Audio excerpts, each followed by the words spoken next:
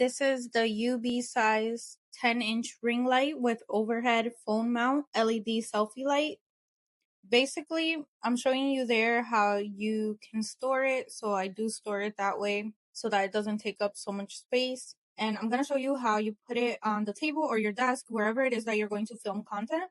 So it does come with a clamp so that it holds on tightly, and you can put it tight so that it doesn't fall over. It is very sturdy and it does stay on.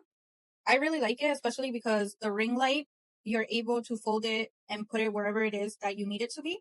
And then I really like that it also comes with a phone holder. So if you're like filming food content, beauty content, faceless content, you're able to do so without having to hold your phone or only be able to film it upright. Here I'm going to show you the different lights. So it does have 3 settings for the light. It has the bright white, it has the yellow, and it has like a natural light.